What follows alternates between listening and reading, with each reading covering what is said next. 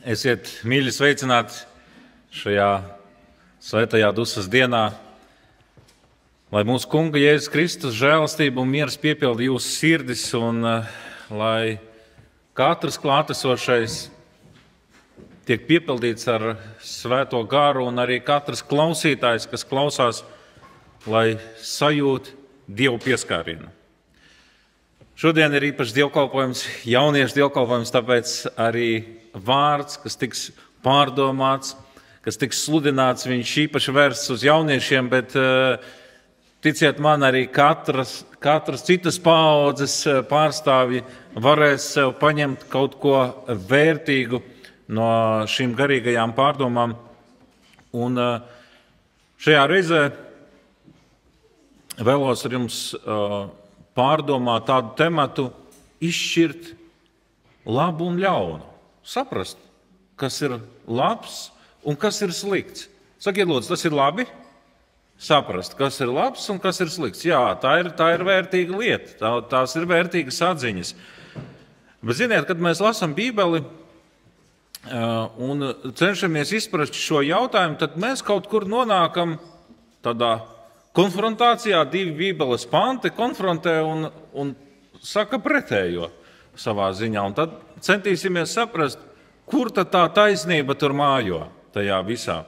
Un, ziniet, tā pamatrakstvieta, ko mēs pirmo arī lasīsim, tā ir tāda absolūti unikāla, tāds unikāls notikums, kas vienreiz tikai visumā ir noticis, visa universa pastāvēšanā vienreiz ir bijis šis notikums, un viņš mums ir aprakstīts Bībelē. Ziniet, cilvēki ļoti akcentē savu uzmanību uz to, lai pievērstu lietu tam, kas ir noticis tā pirmo reizi, piemēram.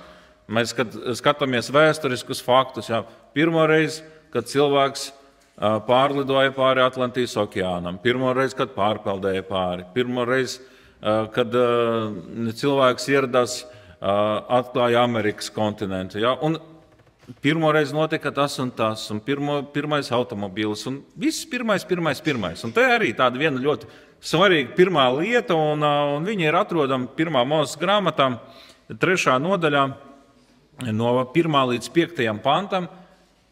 Šajos pantos ir aprakstīts, kā cilvēks pirmo reizi krita grēkā. 1. Mūzes grāmata, 3. nodaļa, 1. līdz 5. pants. Bet čūska bija visviltīgākā no visiem lauku zvēriem, ko Dievs tas kungs bija radījis. Tā teica sievai: vai tad tiešām Dievs ir teicis, neēdiet ne no viena koka dārzā? Sieva teica čūskai: mēs ēdam no koka augļiem dārzā, bet pār tā koka augļiem, kas ir dārza vidū, Dievs teicis, no tā jums nebūs ēst, nec to aiztikt, citādi jūs mirsit. Tad čūska teica sievai: jūs mirti nemirsit. Bet Dievs zina, ka tanī dienā, kad jūs no tā ēdīsiet, jūsu acis atvērsies un jūs būsiet kā Dievs, zinādami labu un ļaunu. Tāds interesants apraksts, un vēlos pievērst uzmanību tieši šo pantu pašām beigām, 5. panta beigu daļai, kur Sātans ar kādu interesantu lietu, viņš izmanto čūsku, lai caur šo čūsku kārdinātu Ievu, runā ar viņu, un ko viņš saka, ko viņš viņai piedāvā? Viņš saka, jūs būsiet kā Dievs, un kas jums būs tas labais, ko jūs iegūsiet? Jūs zināsiet, kas ir labs un kas ir ļauns. Un tagad sākamais uzdevums jautājumu. Zināt labu un ļaunu, tas ir labi, mēs tā nospriedām. Bet skatoties uz šiem pantiem, mēs redzam, ka īsti labi tas nav, jo tad, kad Ieva piekrita zināt to, kas ir labs un ļauns, tad Dievs to nosauc, ka viņa ir grēkojusi, un viņa nav paklausījusi Dievam. Tad kur ir tā taisnība? Ko tad Dievs gribēja ko tad raksti mums īsti pasaka ar šiem vārdiem? Ziniet, raksti arī citā rakstvietā saka, apostolis Pāvils vēstulē ebrejiem raksta 5. nodaļā, 14. pantā. Bet pilngadīgiem pienākas cieta barība, tiem, kam ir piedzīvojumi un kam prāti vingrināti izšķirt labu un ļaunu. Ko mēs šeit redzam? Pāvils izsaka pat aicinājumu, viņš saka, vingrināt, trenēties, saprast, kas ir labs, izšķirt labo no ļaunā, nošķirt vienu no otru un saprast, kura ir laba lieta un kura ir slikta lieta. Atkal tāda neizpratne rodās. Kāda tā? Ja Bībeles sākumā zināt labu un ļaunu ir slikti, tad jaunā derība saka, ka tas ir labi. Un uz to aicina. Kur tad tā taisnība? Bet tā taisnība turpat kontekstā arī slēpjas. Ziniet, kad mēs apskatām visu kontekstu par to krišanu, cilvēka krišanu, tad mēs tur ieraugam, ka tās zināšanas, ko Sātans piedāvāja, tas nebija vienkārši zināt, ka kāda lieta ir ļauna, un tā ir laba, un tā ir ļauna. Ja mēs uzdodam jautājumu, vai cilvēks, Ādams un Ieva, šie divi cilvēki, vai viņi zināja par to, ka ir kāda ļauna lieta uz pasaules, pirms viņi krita grēkā? Viņi zināja par ļaunumu? Zināja. Viņi zināja gan par Sātana esamību, gan arī viņi zināja, ka ir laba lieta un ir ļauna lieta. Un 1. Mūzes grāmatā 2. nodaļā mēs lasām 16. un 17. pantu. Dievs tas kungs pavēlēja cilvēkam sacīdams, no visiem dārza kokiem ēsdam sēd, bet no labā un ļauna atzīšanas koka tev nebūs ēst, jo tai dienā, kad tu ēdīsi no tā, tu mirdams mirsi. Tātad cilvēkam bija skaidri pateikts, viņš zināja, ka ir labi ēst no visiem kokiem, kas aug ēdenes dārzā. Un ka ir slikti ēst no labā un ļaunā atzīšanas koka, jo kas notiks, jo tu mirdams mirsi. Dievs noteikti cilvēkam izskaidroja, ko nozīmē nomirt. Ko nozīmē būt nepaklausīgam. Cilvēks zināja, ka ir labi un kas ir slikti, jau pirms grēkā krišanas.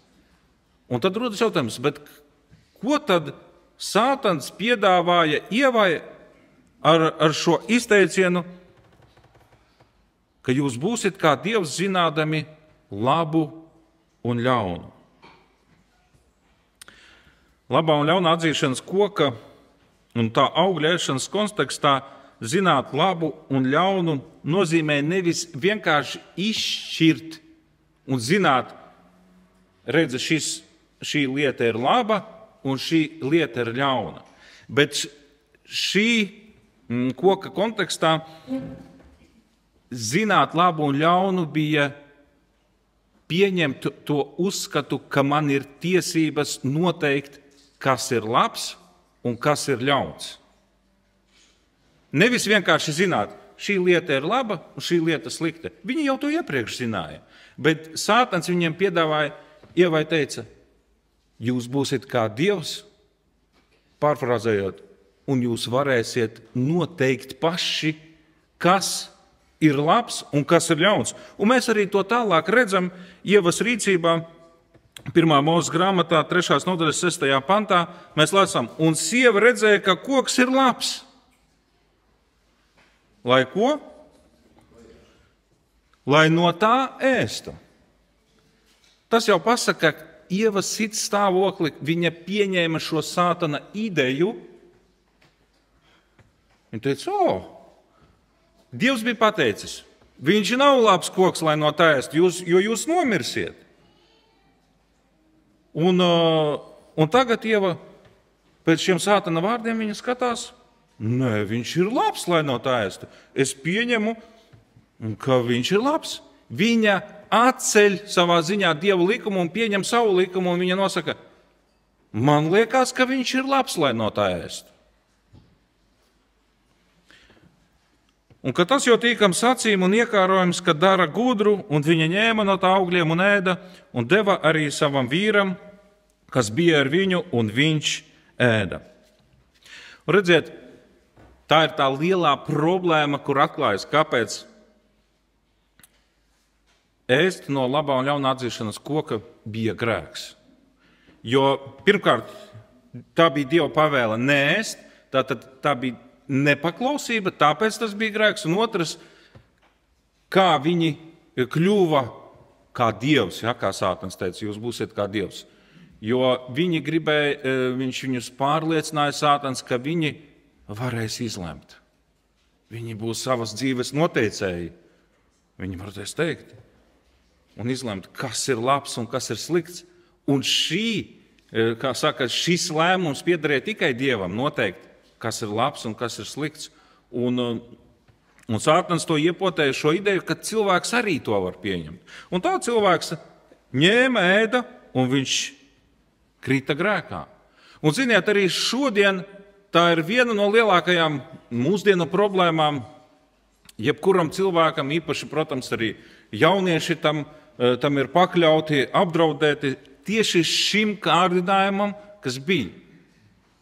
Pieņemt šo stāvokli un domāt, ka man ir tiesības izlemt, kas ir labi un kas ir slikti. Ziniet, kad mēs raugamies uz, piemēram, kristīgu ģimeni. Ģimenē, kristīgā adventistu ģimenē, piemēram, ir skaidri noteikumi. Vecāki māca saviem bērniem, ko? Piemēram, nesmēķē, nelieto alkoholu, nekādā gadījumā pat nemēģina, tas nav vajadzīgs, un par narkotikām vispār pat runa neiet. Kāpēc vecāki to saka bērniem? Vai tas ir tāds vienkārši vecāku likums? Nē, tā nav vecāku iegriba, vienkārši viņi tā iedomājušies tādu ģimenes likumu ievērot. Šis likums ir balstīts uz Dieva vārda pamata. Piemēram, 1. Korintiešiem 6.19 ir teikts, bet vai jūs nezināt, ka jūsu miesa ir svētā gara mājoklis, kas ir jūsos un ka jūs esat saņēmuši no Dieva un ka jūs nepiedarat sev pašiem? Kad vecāki māca saviem bērniem nelietot kaitīgas lietas, viņi pamatojās uz šī Dieva vārda aicinājuma pamata. Vai, piemēram, par alkoholu lietošanu, kad viņi māca, nevajag to, nemēģiniet. Viņi arī balstās vecāki uz Salamana pamācību 23. nodaļas 29. līdz 32. pantu, kur ir teikts, kur ir sāpes un gaudas, kur ciešanas, kur ir asas nesaskaņas, kur sūdzēšanās, kur ir brūces, bez kāda pamata, kur ir neskaidras acis, pie tiem, kas vēlas sēž pie vīna kausa, lai izdzertu, kas ieliec. Neuzlūko vīnu, ka tas ir tik sārds un kausā tik jauki zvīguļo, ka tas tik vēlīgi un gludeni ieri cilvēkā, bet pēc tam tas kož kā čūska un dzeļ kā odze. Kad mēs skatāmies uz kristīgu ģimeni, tad visi šie noteikumi, visi šie aicinājumi, viss, ko vecāki māca bērniem, tas nav vienkārši vecāku iegrima. Vecāki faktiski savā ziņā piepilda to, ko Dievs ir aicinājums. Viņi atsaucas uz Dieva vārda pamatu un to cenšas ievērot savā dzīvē un arī māca saviem bērniem. Kad jaunieši, es vēršu jūsu uzmanību, kad bērni, jaunieši, kad jūs izvēlaties nepaklausīt Dievam, precīzāk, kad jūs izvēlaties nepaklausīt saviem vecākiem, kaut kādiem mājas likumiem, ģimenes likumiem, kur ir balstīti uz Bībeli, jūs automātiski arī nepaklausat Dievam. Jo šie visi likumi ģimeniskie, viņi ir sasaistīti ar Dieva vārdu. Viņu pamats ir Dieva vārds. Vai kad kādreiz vecāki, kad jau bērni pieaug, kļūst par jauniešiem, viņam gribas tur draudzēties ar visu pasaulīgiem draugiem un gribas iet uz visu kaut kādām izklaidēm, un vecāki saka, nē, tev nebūs tur iet, nedari, un tad bērni vai jaunietis apvainojas, kāpēc es nevaru iet draudzēties ar saviem draugiem, izklaidēties? Bet vecāki jau labi zina sabiedrību, viņiem ir dzīves pieredze, un viņi atkal balstās uz to, ko Pāvils teica 1. vēstulē Korintiešiem 15.33. Nepievilieties ļauna sabiedrības samaitā labus tikumus. Vecāki balstās uz Dieva vārdu. Un dargie jaunieši, bērni, dargie draudzes locekļi, es jums vēlos atgādināt un vadīt jūs līdz tai atziņai, ka jūs saprastu, ka lai saprastu, ka kāda lieta ir slikta, ka tā jums nav vajadzīga, jums nav obligāti tā jāizbauda savā dzīvē. Jums tā nav jāizmēģina. Lai saprastu, ka kāda lieta ir slikta, jums vienkārši ir jāpaklausa vecākiem, jums vienkārši ir jāatver Dieva vārds un jāizlasa, ko Dievs par to saka. Jums nav vajadzības izmēģināt un teikt, tas ir slikti, tas man nepatīk, tas man sagādā problēmas. Tas nav vajadzīgs. Dieva vārdā ir viss, kas nepieciešams, lai jūs izšķirtu, kas ir labs un kas ir slikts. Lai jūs saprastu, ka jums tas sliktais nav vajadzīgs un jums nav jāeksperimentē un jāizdomā, es pats pārbaudīšu, vai tiešām tā lieta ir tik slikta. Es no savas pieredzes varu pateikt, tas tā nedarbojās. Es pats pārbaudīju. Ziniet, pirms es ienācu draudzē, es, biju pasaulīgs cilvēks. Un viena no tām lietām, ar kuru aizrāvos 16 gadu vecumā, sāku smēķēšana. Es atbraucu uz lielu pilsētu, un man saradās jauni draugi, un liela daļa no viņiem smēķēja. Es, puisīts no laukiem. Man tas nebija nekas tāds īpašs, es tam nepievērsu uzmanību, bet tad piedāvā vienreiz, otrais, trešreiz, tur vēl kaut kādu bezmaz vai 100 reizi piedāvā, un es atsakos, bet tad, tā spiediena dēļ, es domāju, jāpamēģina, bet saprotu iekšēji, ka mamma ir mācījusi, ka tas ir slikti, tas nav vajadzīgs. Un tad es pirmo reizi uzsmēķēju. Jūs nevarat iedomāties, cik man bija slikti.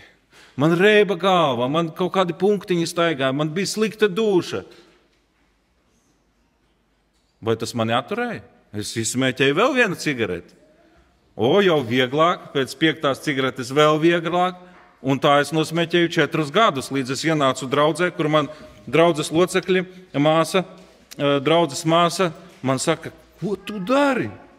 Ko tu dari? Tu sagrauj savu miesu. Un 4 gadus grēks, kas man likās pretīgs, pirmo reizi, kad es to pamēģināju. Kad es to pamēģināju 2., 3. un 5. reizi, viņš man likās absolūti pretīgs un nepieņemams. Pēc tam viņš man kļuva par tādu grēku, no kura es pats personīgi nevarēju atteikties. Lai atmestu smēķēšanu, man bija jālūdz Dievs, jo pats es vairākas reizes biju mēģinājis un nekas nesanāca. Tāpēc tas nav variants izmēģināt kaut ko sliktu. Mums ir jāskatās uz to, ka tā lieta, kā viņa liecina pati par sevi. Ziniet, ar tādu sadzīvisku piemēru.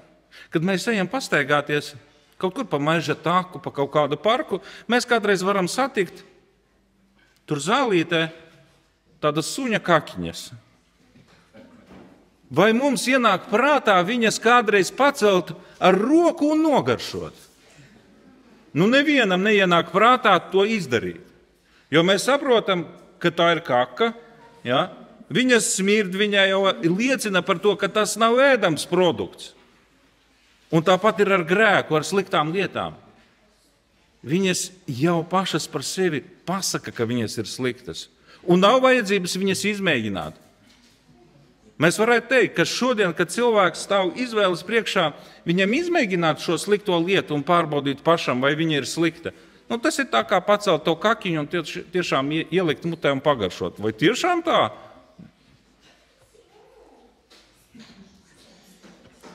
Ir jābūt ļoti uzmanīgiem. Dievs mūs brīdina. Un Dievs mūs aicina būt vērīgiem un nepadoties šim sātana izliktējiem kārdinājumam. Ka viņš piedāvā jums šodien arī. Daudz jaunieši tieši ar to sastopas. Kad sātans iečukst un saka, tev ir tiesības izvēlēties, kas ir labs un kas ir slikts. Tu varēsi saprast, kas ir labs un kas ir slikts. Tu zināsi kā Dievs, kas ir labs un kas ir slikts. Bet tās nav pareizais ceļš. Dievs nosaka, kas ir labs un kas ir slikts, un tas ir ierakstīts šeit Bībelē. Ņem un lasi. Lai sevi pasargātu, jums ir vajadzīgas tikai 3 lietas.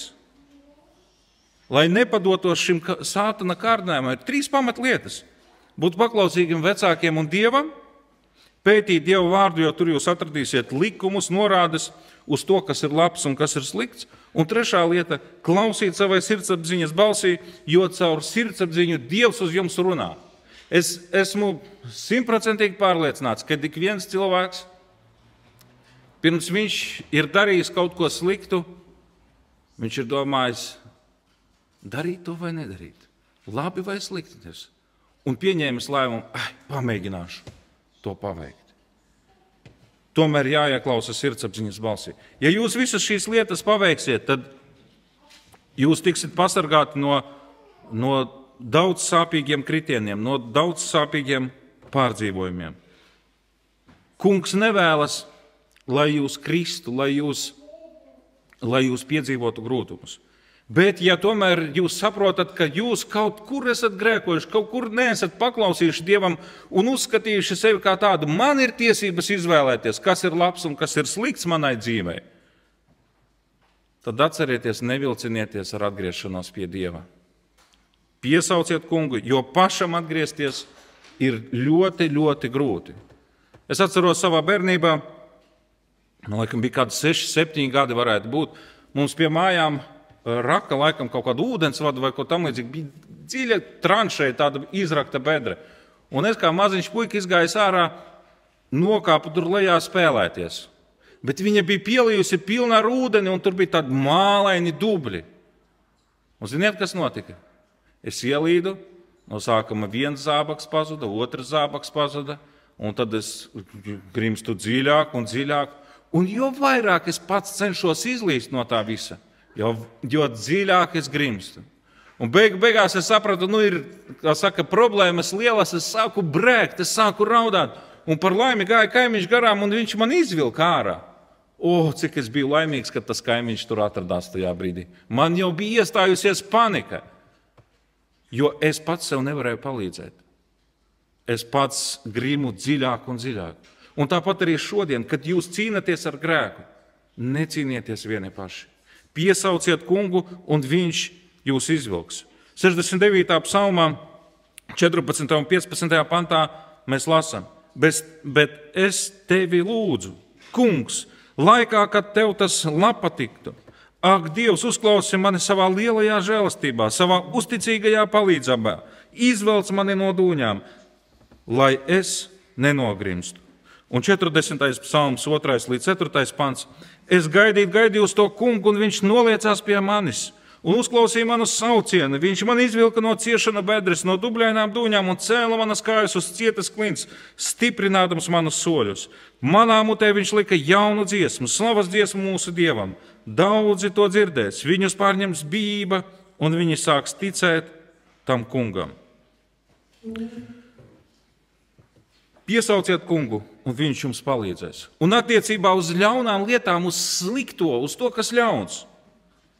Mums ir visi materiāli, visi, kā saka, ieroči, līdzekļi, lai saprastu, kas ir labs un kas ir ļauns. Pāvils vēstulē romiešiem raksta, nīstiet to, kas ļauns, un pieķerieties tam, kas labs. Nīst, ko nozīmē nīst?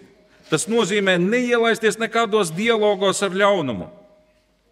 Kad nīst, tad maksimāli atturas. Ieva atļāvās iesaistīties dialogā ar Sātanu, un viņa zaudēja šo cīņu. Tādēļ arī mums nīstiet ļauno.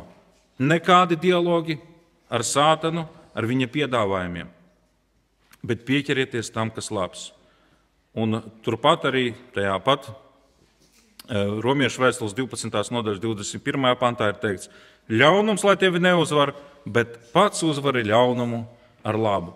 Lai kungs visiem mums palīdz būt uzticīgiem viņam, paklausīt viņa likumiem un saprast, ka to, kas ir labs un kas ir slikts, to nosaka tikai un vienīgi Dievs, un tā ir viņa sfēra un ne mūsējā. Amen.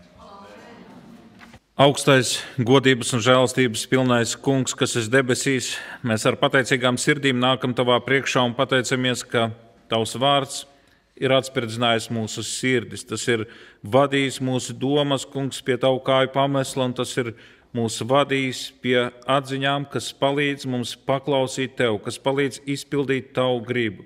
Un mēs īpaši lūdzam, kungs, ka tu mums tiešām palīdzi būt uzticīgiem un paklausīgiem tev.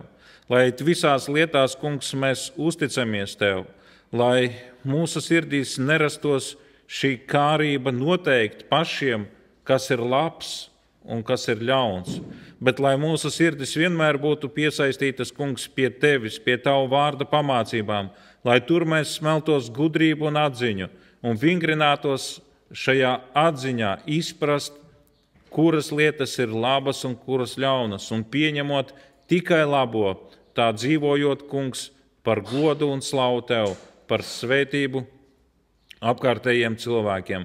Mēs lūdzam, kungs, lai svētais gars arī mums palīdz it visās lietās atmaskot sātana apmānu un paklausīt, kungs, tev, izpildot tavus likumus mīlestībā pret tevi un līdz cilvēkiem.